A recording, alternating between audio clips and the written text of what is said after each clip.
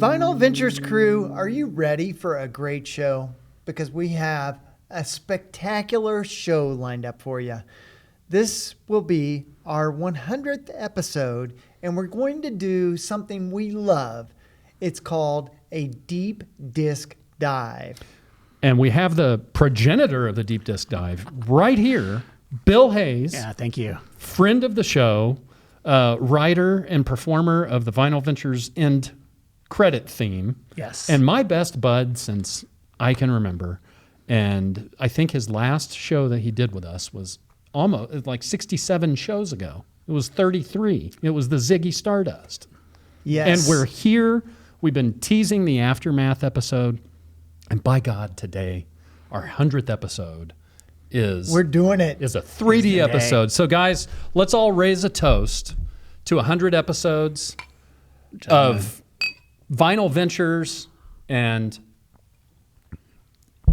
good music, tomfoolery, all of that stuff. All right. So why was it that we first started talking about this album as a deep disc dive? Do you remember? I remember it well. It's because Wheels in his own special way decided to go back through, and I don't know if you remember this, you decided to go back through the Led Zeppelin discography, but you did it in backwards order. Yes. And I was like, that's so you. So I was like, you know what, I'm going to do that with the Rolling Stones. I want to listen to their albums in order. And in forward or backward order? I did it in forward order. Oh, okay. I'm much more conventional than he is. But the thing about it is, as I listened to the albums, I listened to the early stuff, and I was like, yeah, this is great. It's, kind of they're kind of basically a good blues cover band. Yeah. And then I got to Aftermath, and I was like, whoa, what just happened here? This is a completely different animal. This is you can really start to see that they're developing into the band that we would know, particularly during that golden era between 68 and 72 when they put out some of the greatest rock and roll that's ever been recorded. Yeah. But you can kind of, Aftermath is where I think you start to see where the seeds of that later greatness were planted. Right. And where they started to make a little bit of a break. They've never gotten away from the blues, but they made a little bit of a break from being just a straight blues cover band into being the world's greatest rock and roll band. Exactly. And they're on this album, you're hearing, I probably made out like 6 distinct styles At least, yeah. of music just to my ears. And I'm sure there's more to it than that.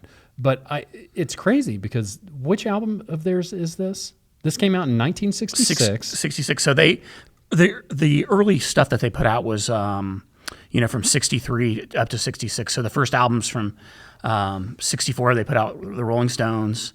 Yep. They put out Rolling Stones 2. Mm-hmm. Electric Boogaloo. Yeah. They were following I'm glad that they followed the Led Zeppelin naming convention and not the Microsoft naming convention. Like, who names it Xbox One and then Xbox 360? Yeah. And, it made no sense at all. XP 11, that kind of thing.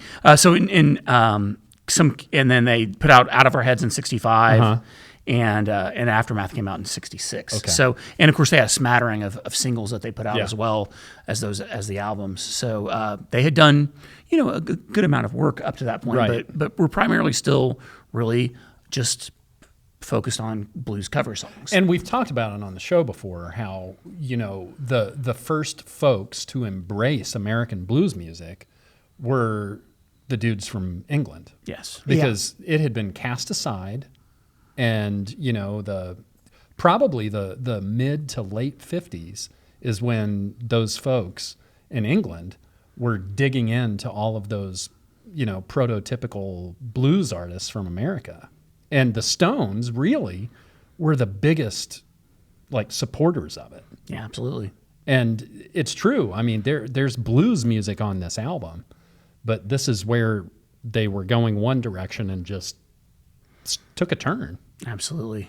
Yeah, and one of the hallmarks that we talked about, putting down the seeds of things that would come later, one of the things that became the signature of the Rolling Stones through that golden period, the 68 to 72, Beggar's Banquet, Let It Bleed, Sticky Fingers, Exile on Main Street era, is what Keith Richards called the ancient art of weaving, where you had two sort of guitar parts that flowed together and around each other, and were very loose and improvisational, and the two different parts kind of melded together into one overall sound, and you can start to see that on Aftermath on a few of the tracks. But they really came into their own after Brian Jones left the band, Right. and Mick Taylor joined. I mean, in this album, you can hear a lot of that. You can hear a lot of alternate tuning, Yeah, which was all Keith. And Right. Keith, in pop rock music, Keith is like one of the guys that was ahead of the curve on that too. absolutely, yeah. And as Brian Jones was kind of the de facto leader of the band before this, you're seeing Keith kind of come into his own, Right. and steer the ship. Absolutely. Yeah, and this is the first album where the Mick Jagger and Keith Richards songwriting partnership really came into fruition and developed, because this is the first album that's all original compositions, all Jagger Richards compositions. Yeah, and that's a huge step for the band, because everything else had been littered with a bunch of covers. Right. Yeah, Right. absolutely. I mean, and a lot of bands do that, but in the 60s were just so strange because albums didn't necessarily have the songs that are on the album as singles.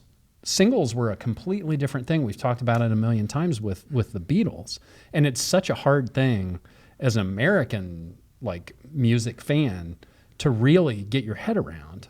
Like some of those, I mean, even with the Stones, a lot of this, you ask yourself, why is this single not on the record? And it was, the music industry was It was different. very different back then. Yeah, absolutely. Yeah, yeah. Satisfaction was released as a single and not an album. And not an album cut. Yeah, That's So crazy. it seems counterintuitive. You think that if you want to sell albums, you would put the strongest songs on there. And for some reason they didn't. And there are a couple of them, even on Aftermath, as great as it is, there are a couple of songs on there that are, you kind of feel like they needed fill some space. Yeah. So they. Let's lengthen this. I mean, that was a thing too. I mean, you had a limited number of songs that you could fit onto each side of the album. Yeah. But then, of course, there's an 11-minute song on this album, Right, too. yeah, it's crazy. Which is not a blues cover; it's an original. Right. But as I was listening to it the first time, I was listening, and then the song kept going, and then I realized there's still 8 minutes left in this. It's Yeah. wild. It's wild, and that's why we're talking about this album, because there's a lot of interesting stuff. Now, what else about the album really stood out to you?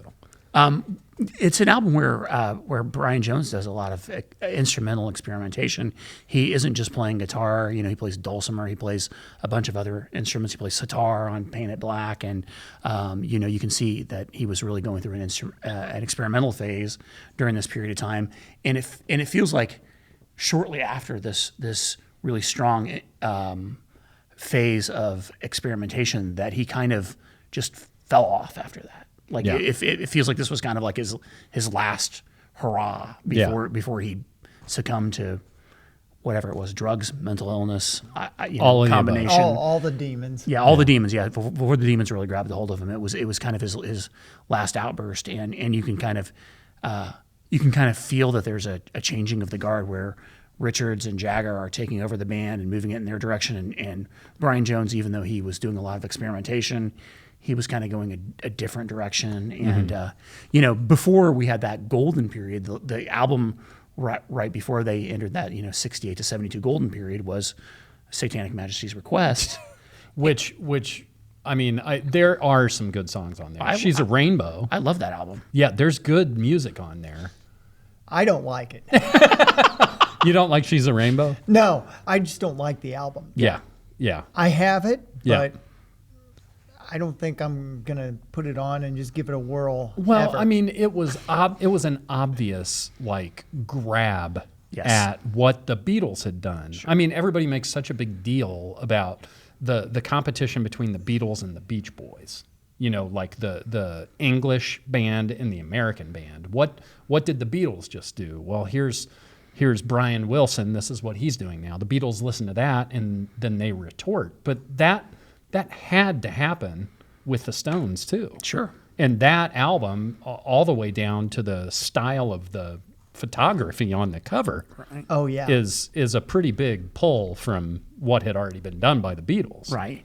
Well, and you think about the pace of the expectation from the record companies and the fans at how often a band would put out an album back in that time period. You had people putting out an album every 6 months. Now it might take somebody 5 years or more to put out an album. And, I think because of the fact that pace of putting out new albums was so frenetic that they were very much plugged into whatever was of the moment. Well, not only plugged into whatever was of the moment, but probably very much inspired by it. Sure. Yeah. And, you're right. When that amount of time has collapsed, you got to get something out there. Right. Exactly. And it's just such a different time now because, like you said, I mean, there are bands that take more than 5 years Right. to in between albums. It's a totally different world. I mean, we need to stay in the 60s, 70s Rolling Stones world because Yes. nothing that they did on this album or in that era really applies to the music industry today. No, it's completely different now. Yeah. And, that was the period of time where you had two people writing a song. And now if you look at a lot of pop songs, they'll have 15 songwriters on them. I mean, the credit list is immense. I don't know why it takes that many people to write a song, but It's it's crazy. done by committee now. Well, and one thing that we need to point out is that there are two different versions of this album. Yes. Yeah. And I think this is the UK version by way of Germany Yes.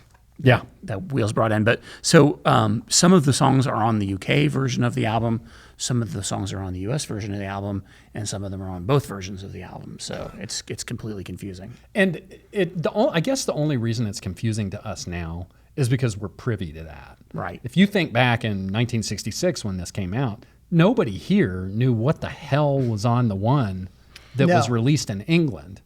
Now, especially with me putting all of my records into Discogs, and I'm only 350 records into that. That's 300 more than me. So you got 50 in there? Probably. I put off doing that for so long, but I enjoy it so much now because of this, because of these really small details and differences. And I mean, it's going to take me a year. It's going to take me a year to get through. I probably have 2,500, maybe 3,000 records. Because you're doing a deep dive with that. Well, You're- I am getting into the matrix numbers and making sure I know what pressing I have. And then it's not just what pressing you have. There are variants to Oh, the yeah. pressing. So there's it might be the first pressing and it's pressed in LA and 2 other places around the country, but there are differences in those matrix numbers. We don't need to get into all that stuff. Yeah. But it is really interesting that, I mean, they were on, like the Beatles were on a different label in Europe than they were in the US. Parlophone as opposed to Capitol. Capitol. Okay. Yeah. So there is that difference. So there are songs that the order is different on the different records and different songs on different records too. Yeah. Okay. And Absolutely. I think the big one, let's get the elephant out of the room. The US version Yeah. has Paint It Black, Right. Yes. and the UK version does not. The UK version does not. Yep. So, and Paint It Black, of course, is a classic Stone song that's still in their repertoire if you go see them live. It's the kind of the signature. The sitar work where we talked about Brian Jones doing some experimentation with some different. Instrumentation. Yeah, and it kind of moved away from their classic sort of blues R&B sound into a much darker apocalyptic sort of mood, sort of like you hear with "Give Me Shelter" later on, Right. Yeah. Sister Morphine, and the sitar also is another tie to Wheels' least favorite Stones album, Satanic Majesty's Request, because it was kind of a toe dip their toe in the water of the psychedelic world, and they went all in on Satanic Majesties. Although I think they've basically disowned that album at this point in time. I don't think they even acknowledge that they recorded it. Which one? Satanic Majesty's Request. Oh yeah. Well, and they've also kind of disowned.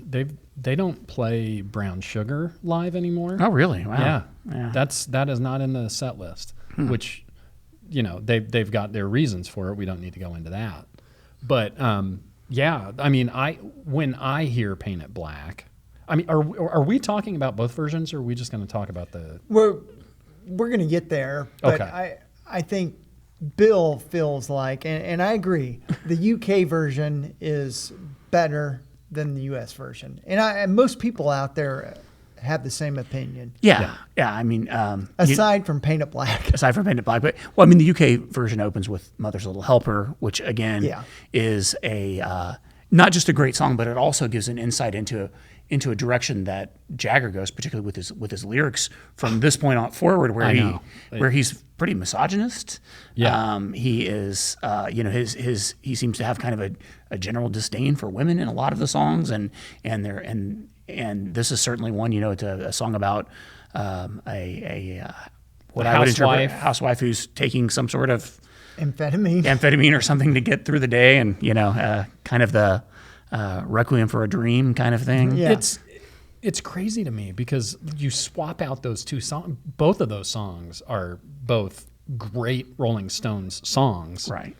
but the subject matter, it's serious. I mean, it's heavy. Right, absolutely. And it's just interesting for a band that's just starting to move into not playing covers or recording and releasing covers to like dig in that soon. Oh, absolutely. Right? Well, I think, with Aftermath, the Stones were riding high with Satisfaction, True. which Right. came out earlier, Yeah. and they were like, maybe we are the songwriters. We should just do this and not cover these old blues standards. Yeah. And somebody probably got in their ear and said, hey, if you write your own music, you're going to make a lot more money. That's true. Well, and they hadn't done a lot of writing before Satisfaction, but can you imagine if you were two knuckleheads who were playing blues cover songs and you write Satisfaction, you're like, whoa, where did that come from? Yeah. Well, and the story about Satisfaction, right? Like, I think he fell asleep on a plane. Oh, and really? Kind of wrote it while he was sleeping and woke up and remembered the riff. Yeah. And that's that. He may not have been on a plane, but you can imagine the deep sleeps. Don't let the truth get in the way of a good story. Well, you can imagine the deep. You can imagine the deep sleeps that Keith Richards has had in his life, yeah. right? Yeah. Anyway, okay. Yeah, he's probably like a ninja. He can slow his heart down to 3 beats per minute. Yeah. He's a rock and roll ninja.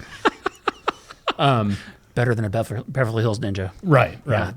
they don't do so well on the drugs. No. Yeah, and Keith's done fine. Chris Farley, maybe not so much. Yeah.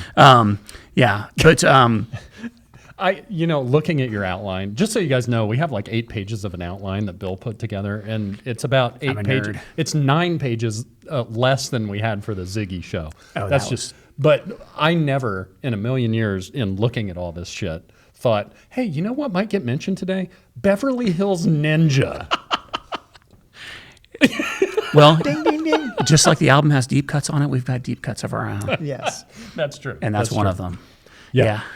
But yeah, speaking of Satisfaction, and I've heard that when Keith recorded that, the famous guitar distorted fuzz tone riff that he was trying to emulate horns and do a horn section, and it's really strange that it would go through the filter of him trying to emulate horns and come up with basically kind of almost like a proto metal riff.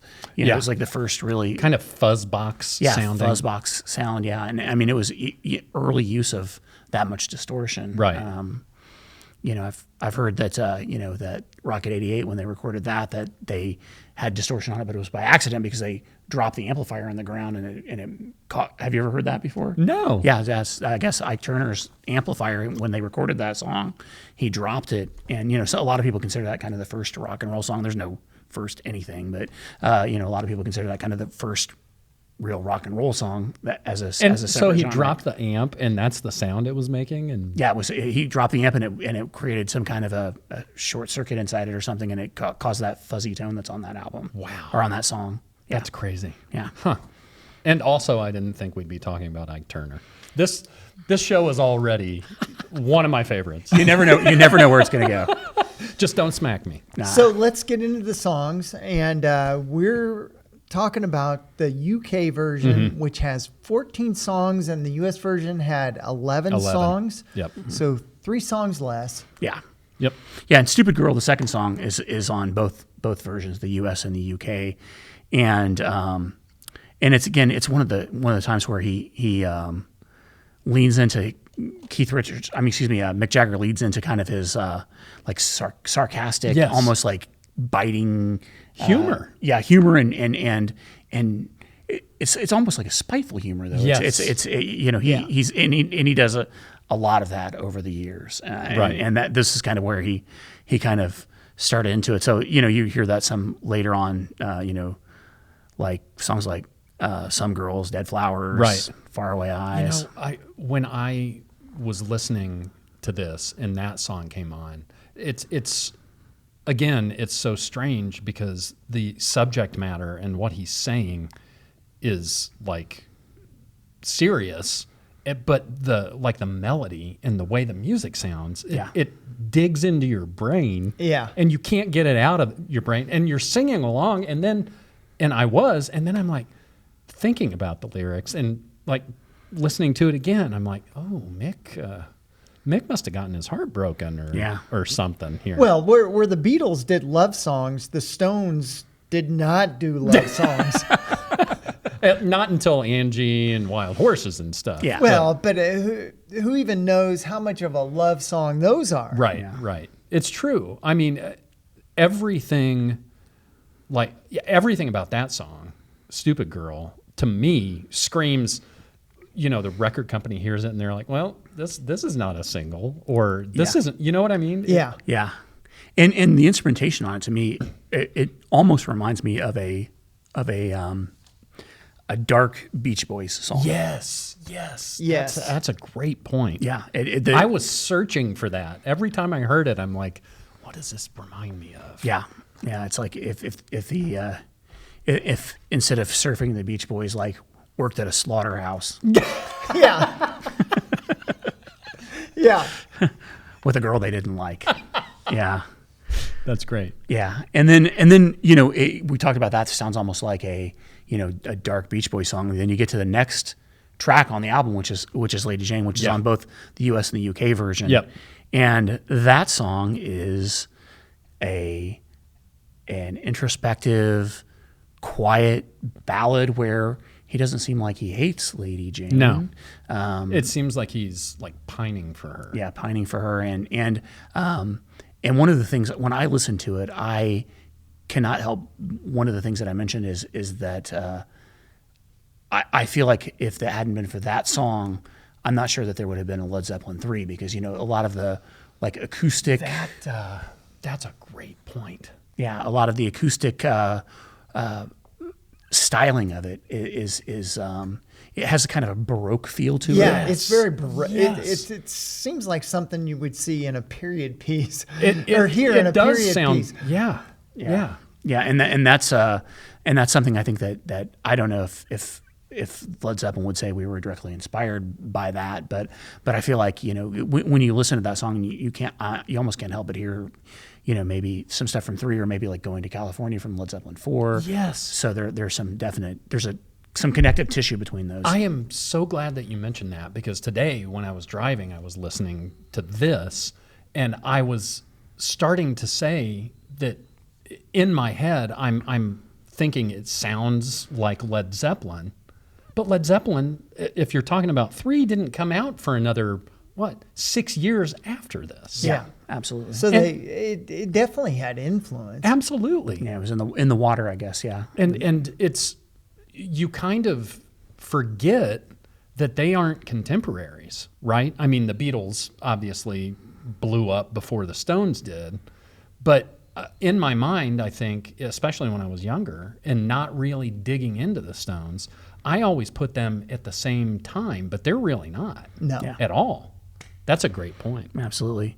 Yeah, and you can hear, what you guys mentioned earlier, Angie and Wild Horses. You can see that this was kind of the first step down that direction with some of those more introspective, emotional ballads. And Right. I mean, that might be one of the first ballads that like Jimmy Page and all of those bands really were affected by. Sure. But it's so unusual with that Baroque feel. Yeah. I mean, I can't think of anything else, any other song that sounds that way. Me neither. It's again, where it comes out of left field from a band that had been playing 12-bar blues covers, up to this point, and then they come out with this. And, What is this? yeah, where did this come from? Right.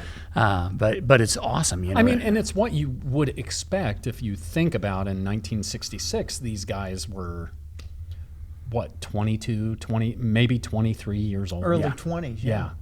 And so at that point in your life, there's a lot going on, just for all of us, let alone someone that's becoming a international rock star. Yeah. Yeah. Absolutely.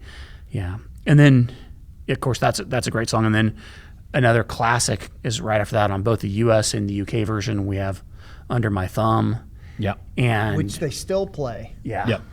Yeah, they it's a great song. And again, with the like dark themes. yeah, absolutely. That I mean, this is misogynistic. The whole album, is And there's this nothing song, uplifting. right? And for as long as I've known the Stones, this is one. Under My Thumb is one of those songs that has always stuck in my head because I'm like, this is a pop rock band, and they're basically talking about this guy being an abusive, person in a relationship. yeah, Yeah.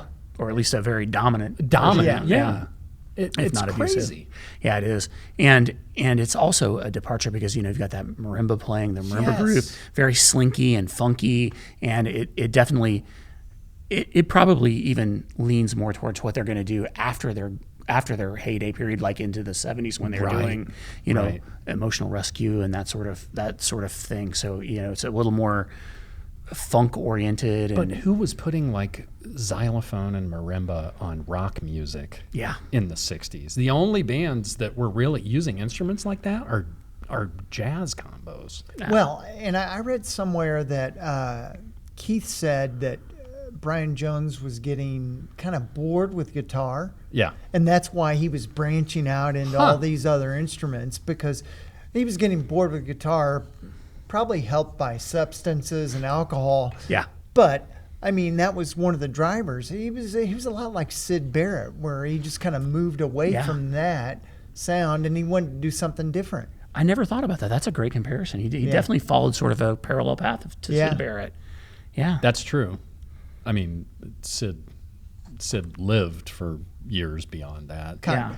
Yeah. Well, sort of. even down to the fact that I think of all of the guitarists that have played with the Stones, I think Mick Taylor is the best and was the greatest fit, and they put out their best stuff. And you think about when Syd Barrett left, Roger Waters comes on board and really takes that band to David Or David I Gilmour. mean David Gilmour. Yeah, I'm sorry, David Gilmour. Yeah, takes that band to a completely different place and a different level and a different sound. So that's a real comparison I had not even thought of at all. Yeah. That's very appropriate. Well, I mean, and you have to respect whatever the inspiration was that Brian Jones had to say, hey, let's put some xylophone or marimba on this. Yeah. I mean, or sitar. I mean, obviously, other bands were getting into the Eastern Well, music. what is the Japanese instrument that The Koto. the koto? Yeah. Which Yeah, I have no idea what that is. Yeah. If you guys know what that is, Drop a comment. we'll see in the comments.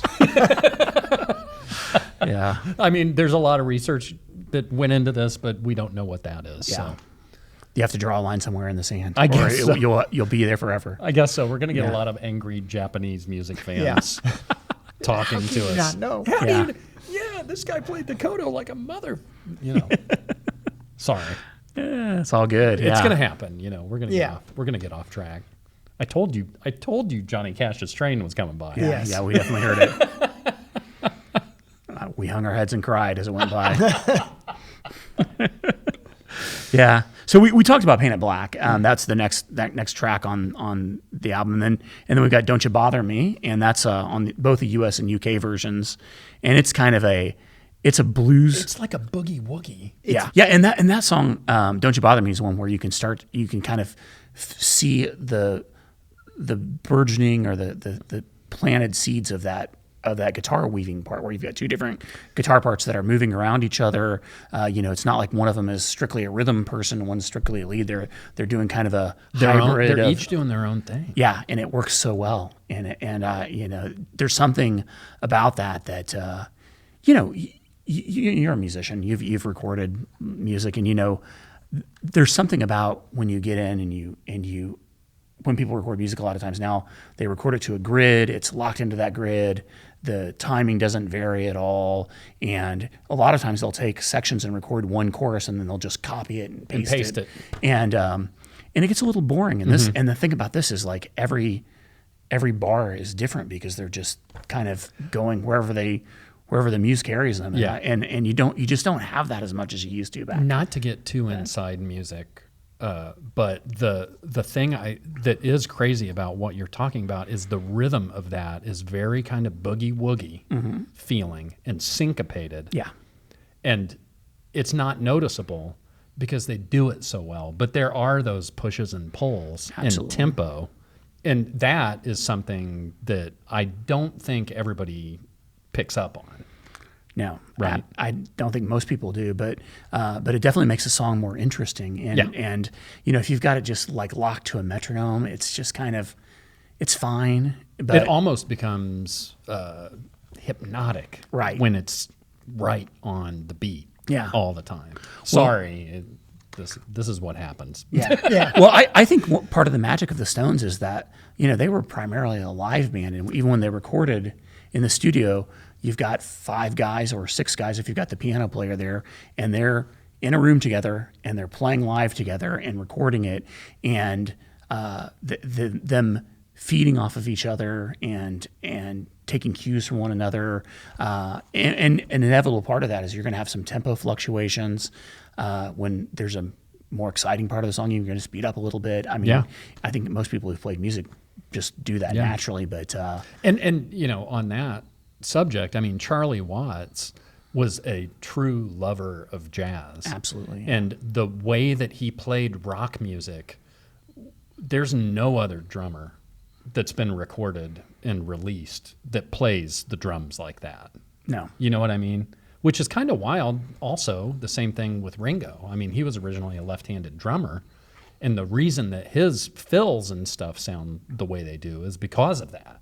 Yeah. I mean, but Charlie, I mean, you can hear, I mean, I can't think of him right now, but I always listen to the Stones, and I'm always listening to Charlie, and he is not a metronome. No.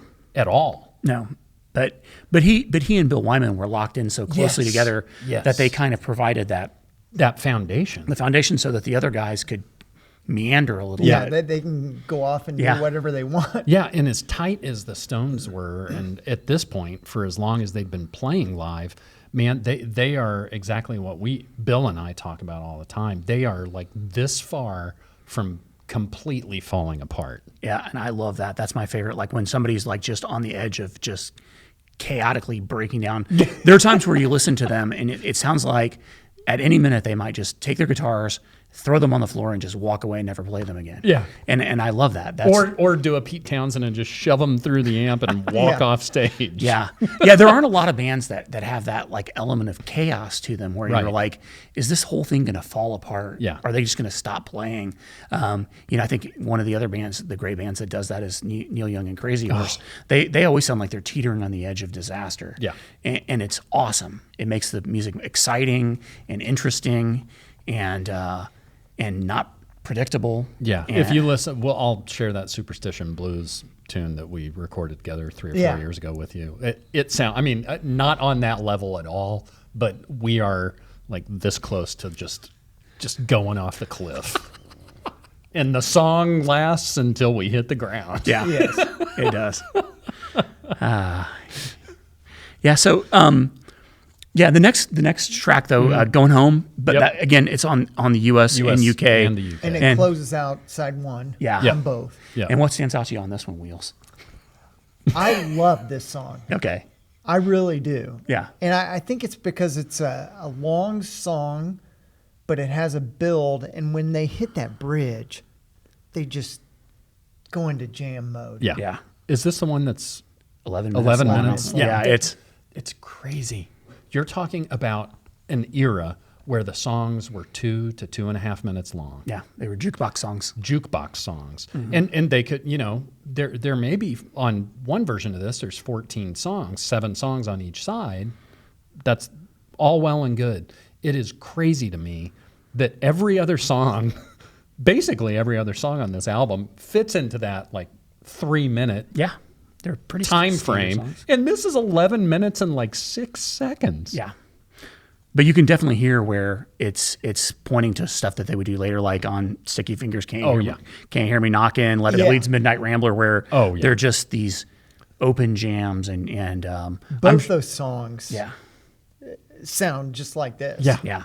And I'm sure when they were in the studio, they didn't know if the song was going to be 11 six minutes long, 7 minutes long. Yeah. Yeah. I mean, it was probably just, they felt it out. And when it was done, it was done. But here's another thought I'm going to lob out there. Maybe they're one of the first jam bands too. Yeah. I mean, it was, it was Definitely certainly- live they are. Oh, live they can. Yeah. I mean, Satisfaction might be 4 minutes one night and might be 14 the next. Yeah. But I'm talking about like recorded music. Yeah. That's crazy. Yeah, I wonder if we look back if anybody else had done any songs up to this point that were kind of that length and that much of an open jam. I mean, When did Inagata Devita come out? that would have been like 68. So it would have been 68, later. so Yeah. a little later. But Iron Butterfly is a great example of that. Yeah. And Blue Cheer. Yeah. yeah. Blue Cheer is kind of like a proto heavy metal stoner rock band Yeah. that doesn't nearly get enough credit. Absolutely. Yeah. Yeah, they kind of were almost a proto stoner metal and also proto punk Yeah. band. They kind of had a foot in both of those worlds. So Yeah. yeah. Yep. And of course, their most famous song, of course, is "Summertime Blues." So it was like a heavy version of a rockabilly song. So it's an A odd rockabilly combination. song that's like 2 minutes and 30 seconds long that Yeah. they made, 10 minutes? Yeah, Oh, yeah, it was a long one. So We flipped the record over. we flipped the record over. Yep. Side B, Flight 505. That's again on both versions of the album, the UK and the US version. yep. And this is another one that's like a sponge, like a genre, because it's got some blues. Yeah. I hear some rockabilly in there, some country. Yeah, absolutely. This song, I think, starts great. It just, to me, didn't really go anywhere. Yeah. And it kind of, It's a little redundant. yeah, I think when I first heard it, I'm like, I don't like this song. But then, Upon repeated listening, it got better. It's Yeah. still not my favorite song on right. the album. It's That's the one that I'm thinking of that starts with the piano Yeah. playing. Did you guys notice that in that opening piano part, he plays the riff to Satisfaction right before the No. band comes in? I did not notice. I'll have to give that a listen. Yeah. Yeah. I listened to it. I probably listened to it 6 times. And then like today when I came to the studio to get everything ready earlier, I was like, what the hell? And I hit like the rewind button on my car stereo and I'm like, sure as hell, that's dun, dun, dun. Or now I can't even think of the riff. But yeah, that they kind of mix that in there. And I love that. That's like a little like Easter egg. Yeah, like a a little throwback. Yeah. So- Absolutely, yeah. Yeah, I love that. I'm a huge fan. One of my favorite bands in the world is The Damned, and on their tribute to John Lennon, "Would You Be So Hot If You Weren't Dead," they slip a little in the outro. They slip "Imagine," the piano part from "Imagine" to that, and I always love that. I think it's so clever. Oh, yeah, I love it too. Yeah. And you don't get charged for it if it's less than 7 seconds.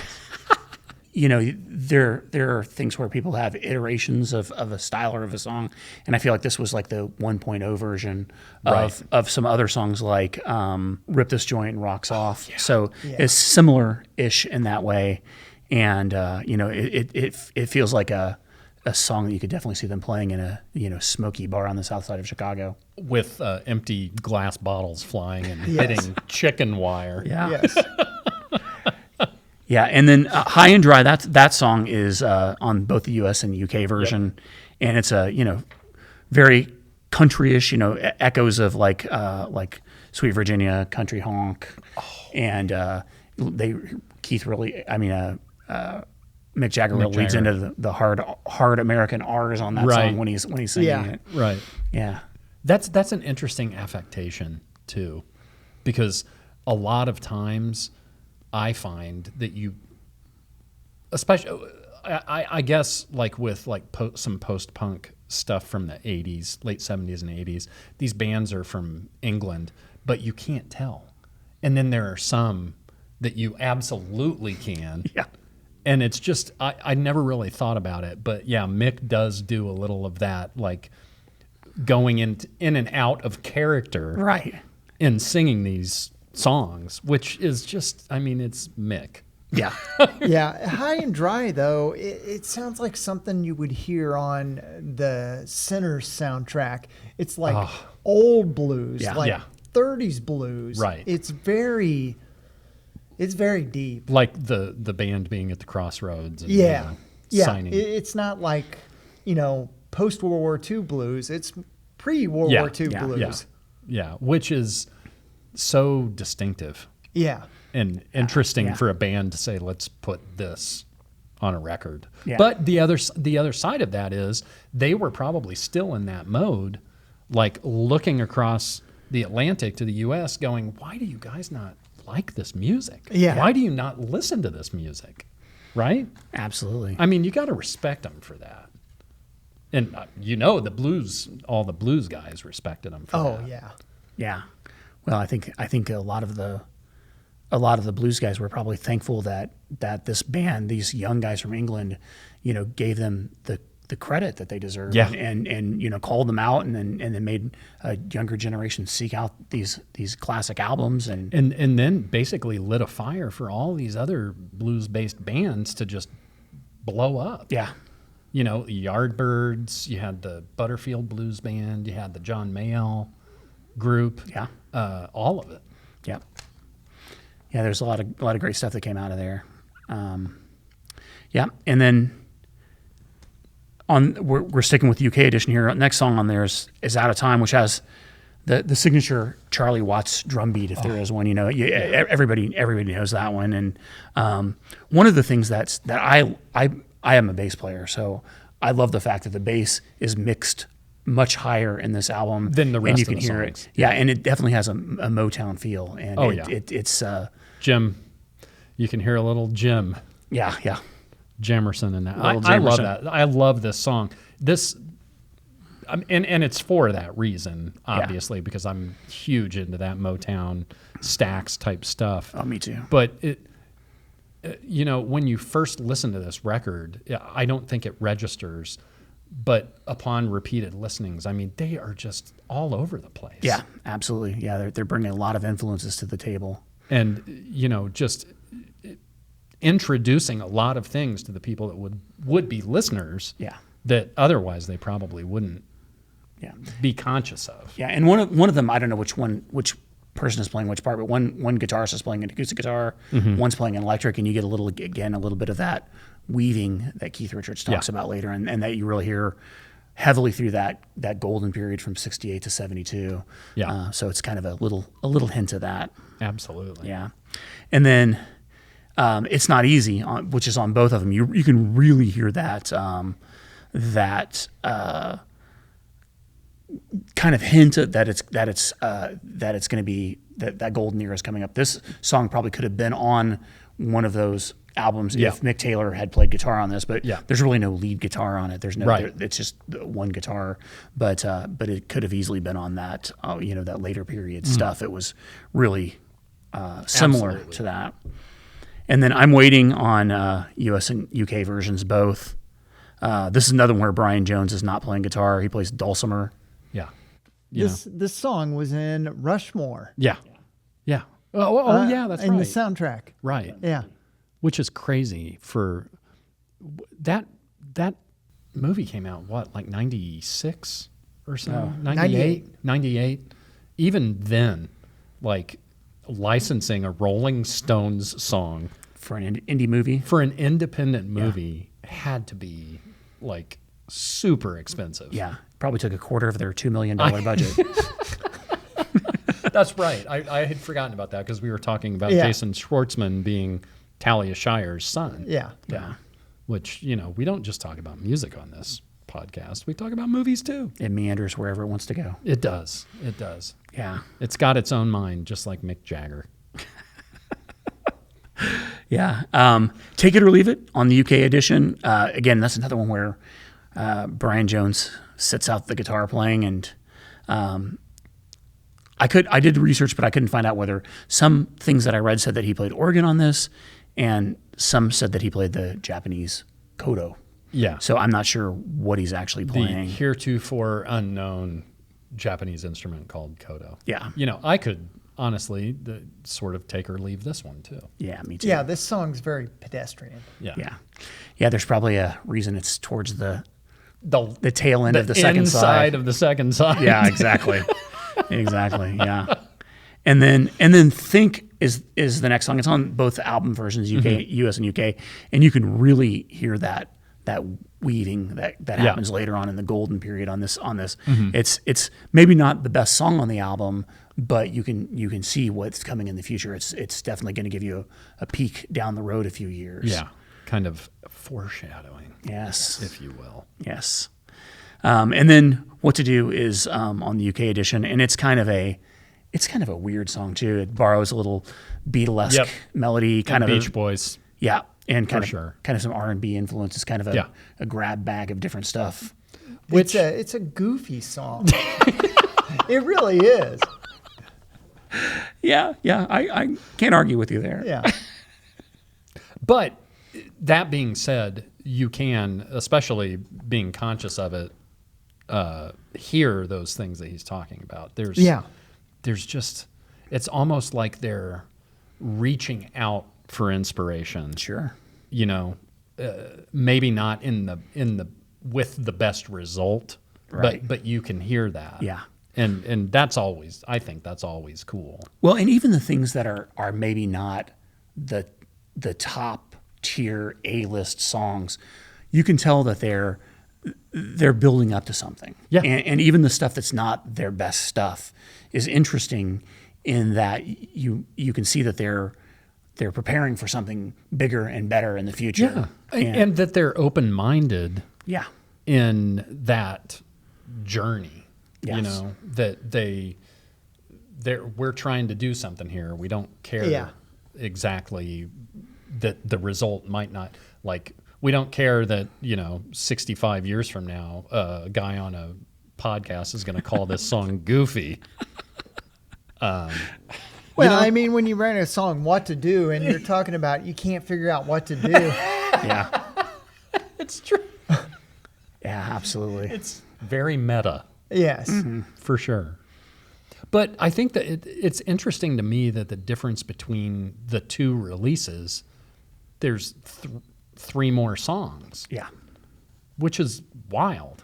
Yeah, and I mean, if they would have, on the UK version, got rid of those last three songs and put Paint It Black, I would have been very happy. Yeah, I agree. I feel like they maybe I don't know how any record executive can say, no, that doesn't go on the album.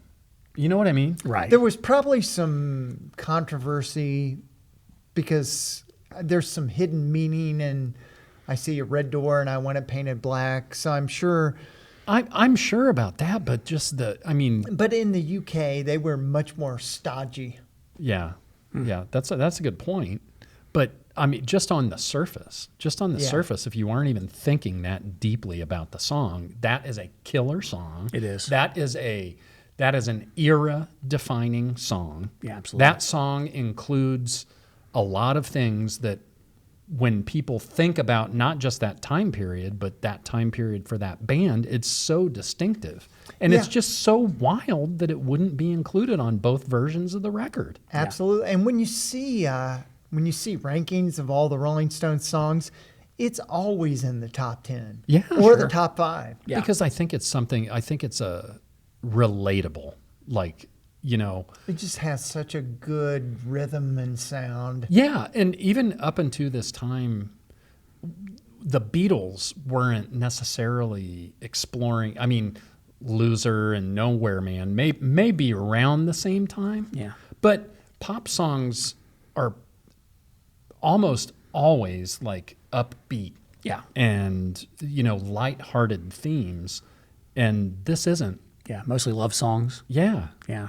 It's crazy to me. I just can't imagine being in the band and wait a minute, that's not on the, you know, UK version of this?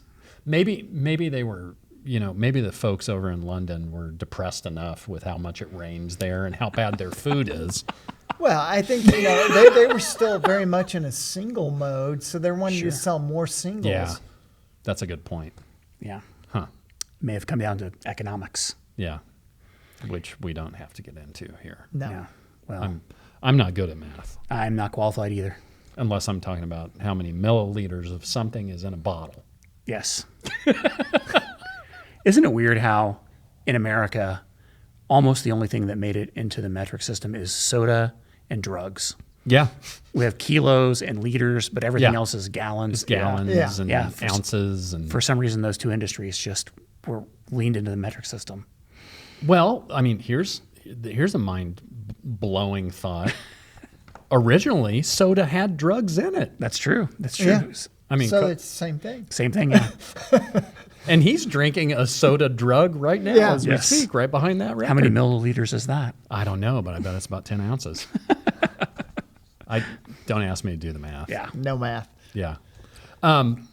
It's really, I mean, in the run up to doing this, once we decided we were doing this show tonight, I really dug into listening to the album, and I love did the same thing for Dark Side of the Moon, did the same thing for Ziggy. I love this record just on its own. Yeah. Yeah. I mean, too. even if you take those 3 deep tracks off of it, it's still great. And I Oh, think yeah. both versions of it are great. Yeah. Although to me, I don't know, the US version starting with Paint It Black is a pretty that's like a statement. Absolutely. A mood setter. Yeah. But they still had the 11-minute song Right. on the US version, that's weird that they didn't get rid of that and put some of the other shorter songs on it. Yeah. That is wild. I mean, I dig it. Yeah. Like the further we go along in this show, I like the Stones more and more and more. Yeah. Absolutely. You know what I mean? Yeah. And I think this is the first true Rolling Stones album. You know, before that they were kind of a fairly forgettable blues rock cover band, and this is really where they stamped their identity on things. They said, Yeah. this is who we are. And Well, I think exactly. I think it may not have even been a conscious thing.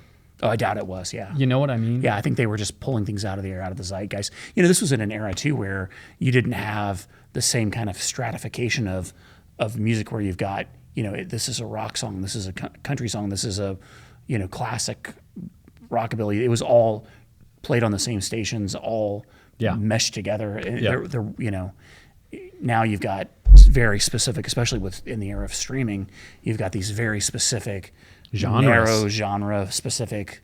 And we got the professor sitting right over there. I love genres. Yeah. It's true. I mean, But genres are made up by writers. Yes.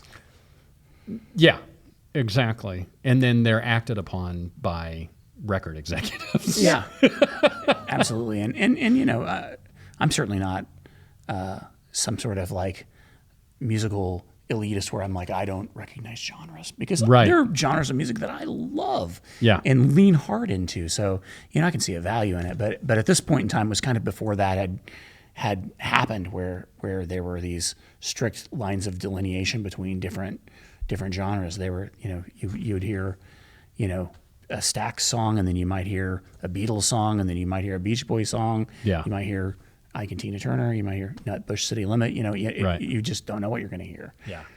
No, and when we first started talking, probably not long after we did the Ziggy episode, Yeah. and we first started talking about another 3D episode, I don't think it was long at all before you came up with this one. I mean, this has been brewing for Oh, it has been, yeah. a couple of years. It took a while to sit down and write all the notes, yeah. But really, again, the thing that inspired it is Wheels listening.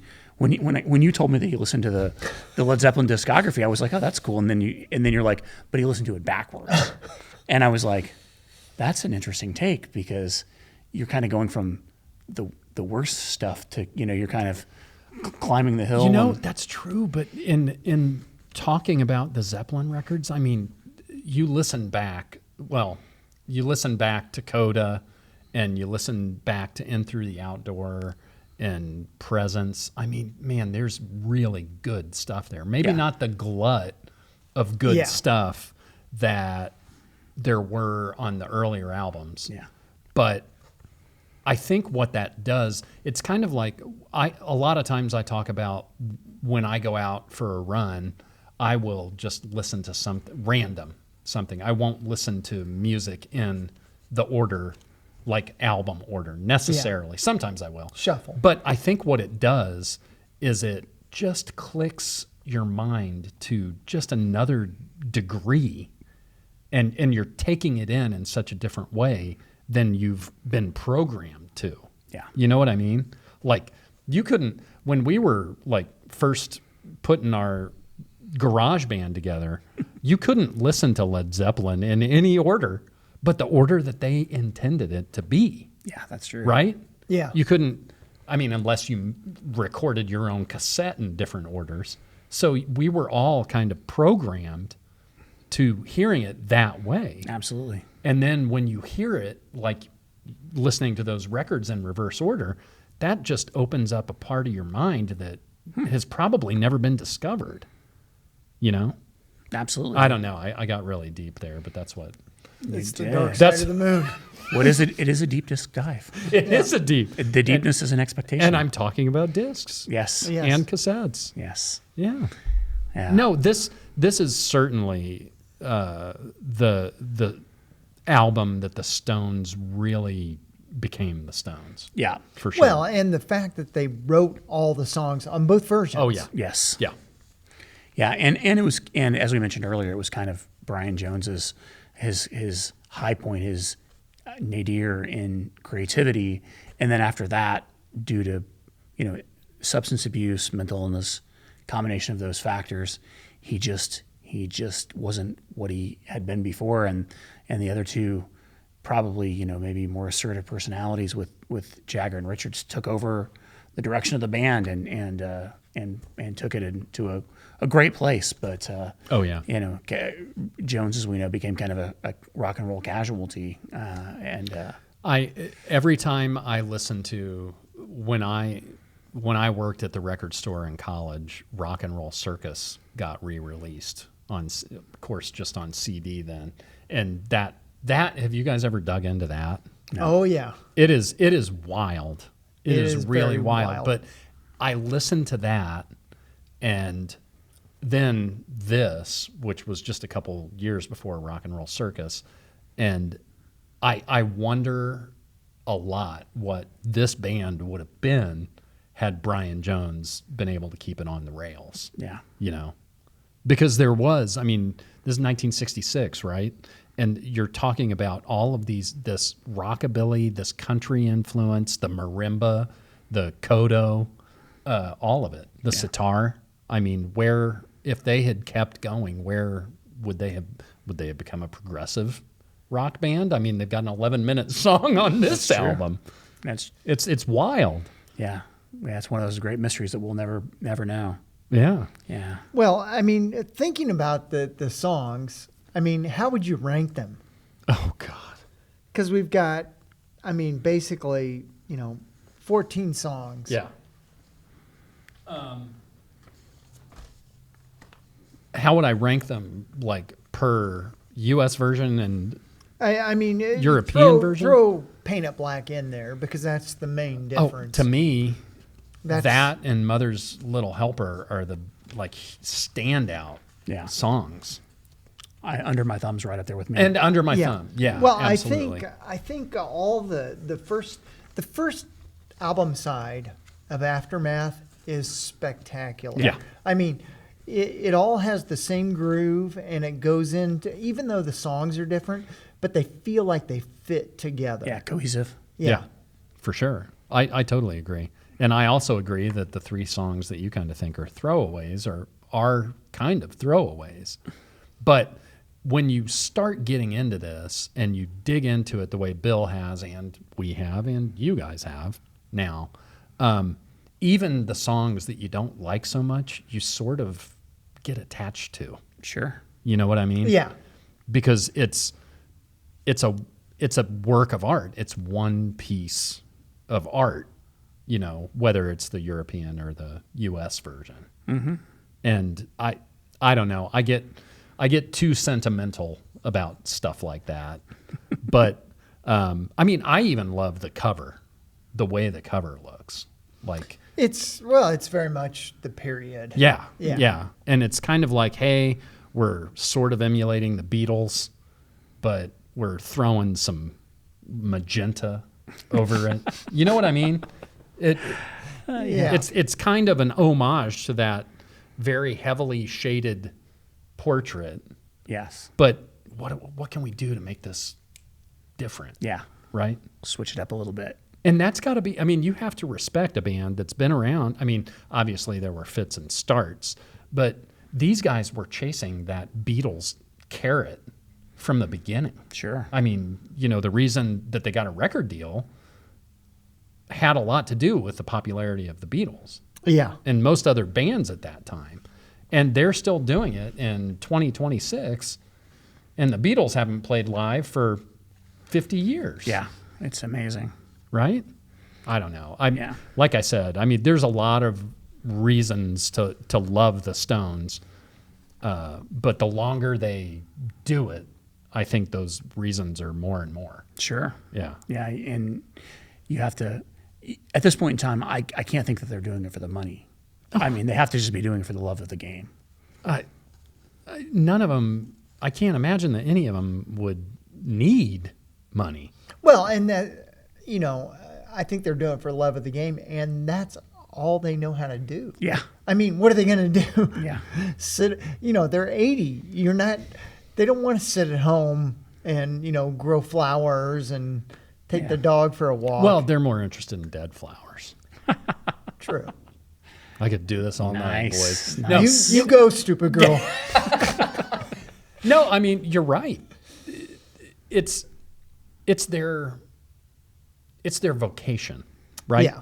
Some of us, you know, work in TV. Some of us sell stretch film. Yes. Not very exciting, but yes, I do. It is exciting. We should do a show about stretch film. About packaging products? Yes. Yeah. Yes. But, you know, I mean, it's their job. And then that begs the question, well, don't you want to retire from your job? Not when you're getting $10 million a show. Well, I think, you know, besides that, I think this is what they know how to do. Right. This is how they know how to function. Yeah. Could you imagine if, like, you know, in their off time, they had, like, quote unquote, real jobs? Like, you go to get your taxes done and there's Ron Wood. Yeah. Do you have your W-2s with you? Would that be Ron? Yeah. I don't know if it'd be Ron, but He actually is, I think, Ron Wood, I think, is actually a very talented painter. I don't know if you've seen he his is artwork. super talented. He is very, very good. All of these guys, you know, what Ron Wood paints, it seems like being a rock star goes really well with like painting and sculpting and stuff. Keith Richards falls out of coconut trees. Right? Yeah. Yeah, he's a wild man. I think that this isn't necessarily on subject, but I think another interesting thing about this band is, you know, they went to, what year did Bill Wyman leave? Like 90, Yeah, maybe 1990. Yeah. So they were together for what, almost 30 years, with only minor lineup changes. Right. Right. Yeah. And as they went on, it was Mick, Keith, and Charlie Right. after Bill left. Right. Daryl Jones came on board. Daryl Jones came on board as the guitar. So it was the bass Mick, player. Keith, Charlie, and Ron. yeah, right. Right. Yeah. And I think they're still considered kind of the core members at this point in time. Oh, yeah. And I, as much as I love the Mick Taylor stuff, I think that's kind of their greatest stuff. I also do love Ron Wood's guitar playing. I think he's a genius guitar player. I mean, I love the Faces. Oh, yeah. The Faces are, I mean, I don't know, a couple of those Faces songs may outstone some of the best Stones songs, right? Very similar. Yeah. Yeah. Like, I don't know. We can talk about that on another show, but the mark that these dudes have made, even simply on the level that they've been doing it as long as they have, is like nothing that's ever been done before, and probably never will be. Yeah. Right? Absolutely. And even their influence on some later bands. I mean, like you look at a band like the Black Crowes. Would there be a Black Crowes without Rolling Stones? No. Yeah, I don't think there's any way you do it. And the other bands that come from that sort of same cloth, bands like Blackberry Smoke or Driving and Crying, some of those bands. I mean, I don't see how you would have them if you didn't. Lesser known one, London Choir Boys. Love those guys. Those guys, I think they're just going by Choir Boys now. Yeah, I think so. They probably had I think that was some sort of I think there was a band here I heard a rumor that there was a band here in the United States that was already called the Choir Boys, and they had to go by London Choir Boys. Huh. Yeah, interesting. I think they were like a Midwest touring club band, and so they had to go with. And the other Choir Boys probably have long since broken up, so now it's just the Choir Boys. Yeah. But that band was fantastic. And, had so many great songs. Very, very, very Stones influenced. Oh yeah. Yeah. And I think another hallmark of the Stones is just that blues bass. Yeah. You know what I mean? I mean, their 2 albums ago was Blue and Lonesome, and that's basically a blues cover album. Yeah, it's great. Great album. And also probably recorded in that same way, live, without a net, without a metronome. Yeah, I'm certain of it. Yeah. Yeah. They probably sat up in a room and stuck some microphones in front of the amplifiers, and off they went. Yeah. Yeah. But with Aftermath, one of the things that we've talked about and touched on is the fact that it really had such a wide range of sounds. Like we talked about the Baroque balladry of Lady Jane, early kind of psychedelic things with Paint It Black, very groovy, funky, Under My Thumb, Going Home, that 11-minute extended jam. Journey. Yeah, exactly. So you can hear that diversity in it, and it kind of it points towards what you're going to hear later on the like the country blues on Let It Bleed, and the gospel and funk influences that are on Exile on Main Street, and and into the 70s as they went, they really started leaning more into that like Stax, Motown, horn-based stuff too. So, I mean, and there was great like Motown stuff being made at the same time, and they were almost like sponges of all of those styles and influences. Absolutely.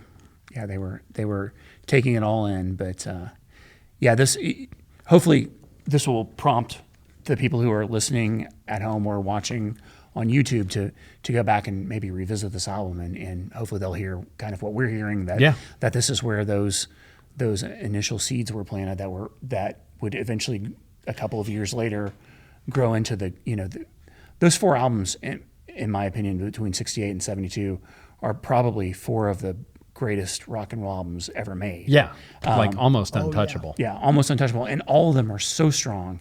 Right. And I think that one of the exciting things when you go back and listen to this album is you're like, oh yeah, that's where they're going. You see where it's coming. Yeah. Yeah. And it's such a quantum leap from being a blues cover band. You know, it's you know, you wouldn't expect to go. I'm gonna go local here for a minute, but you wouldn't expect to go on Friday night and go down and see a band at the Slippery Noodle and then have them record under, you know, right under my thumb or Mother's Little Helper or you know, like 6 months later. Yeah. So that's the great thing about music, though. I mean, sometimes there are boundaries, whether it's the listener's mind or the mind of the people that make it, but it can do anything and be anything that it wants to. Absolutely. And that's the beauty of the whole thing, and that's probably the reason that we've done 100 episodes of this show. Yeah. Because it affects you like that. Yeah. And, you know, obviously we could go on and on and on and talk about this forever. Yeah. You know, we could. But we got to wrap it up. We do. But I can't thank you enough. Oh yeah. For the effort that you have put into the now 3 shows. I appreciate it. That you've been a part of. Yeah. Because it's such a different angle on what we do, and it's exciting. We've wanted to get more guests in here every time that we've done, you know, turned over a new season, and it's with everybody actually having to work and have a life and a family. It's very hard to do. Yeah. But I can't thank you enough. Oh, absolutely. I'm so glad to be here. I love hanging out with you guys and discussing music. I mean, we're all in it for love of the game. We love the music and it's great to talk about it. And I think when we have an opportunity to dig into it a little bit deeper, it gives you an additional appreciation for it. You know. Oh, it does. And talking with other people. Well, I mean, choosing an album and digging into it. Everybody comes into it from different angles, and that just opens up so much as far as discussion. Now we got to start thinking about number 4. And it's not going to be another 67 episodes either. No, it'll definitely be sooner. Right. We just need maybe we could ask listeners for some suggestions. That's the thing. We want you to communicate with us when you go to the social media or even on YouTube in the comments. Tell us another album that you would like us to dig into and put the microscope over, because you know these 3 have been Bill's idea. Yeah. I just have one request. Please don't ask for a Captain Beefheart Troutmaster replica. I absolutely do not understand that album. I hate it, and my deep disc dive would just be, this is terrible. It would be one sentence. We could do it as a short. Yeah, we could. It would be 1 minute long. If you listen to the show with Dave Dugan and Whit Grayson, he calls that album out a couple times, making fun of it. Now, just real quickly, he is taking blues and doing something with, I mean, I'm not necessarily a fan either, but he's definitely taking blues and doing something with it that like nobody had until that point. Yeah, and they probably didn't because it was a bad idea. There you have it. But we want you guys to go to the comments. Tell us the shows you want us to talk about, the albums that you want us to talk about, the bands you want us to talk about, the next deep disc dive idea. What else do we want people to do when they go to those socials, John? Like, subscribe, and share. Yeah, and comment. I just want to take a moment and not just thank Mr. William Hayes here and Mr. John Wheeler. I want to thank Jacob Hansen. I want to thank Keith Toombs. I want to thank Jay Fields. This show is a collaborative thing, and there's a lot of time and a lot of effort that goes into making it happen, and a lot of talent that is drawn up to make it look and sound the way it does. And we just, in the 55 shows that we've done like this, those guys that I just mentioned are the reason that it's as great as it is. And we don't do it for any other reason than because we love getting together and talking. And whether it's just John and I or the 3 of us, I mean, you should see us when we go to concerts together, because we're like 15-year-old kids that have been set out about the night. But it's so important to me for everybody to realize that this is more than just me and John. And the best thing that's come of this whole thing is the community that we've become a part of. I just went to the Crossroads Music Show last weekend. And no matter what time of year you go to that show, I've got the Vinyl Venture shirt on, and everybody is just so nice and, asking about this or that. And it's a part of our lives that wouldn't be here if it weren't for this show. And I just want to thank everybody for watching and listening and being an active part of this show. And for Wheels, for Mr. Hayes, I'm Jay, and we'll see you in episode 101. Nice. That was fun.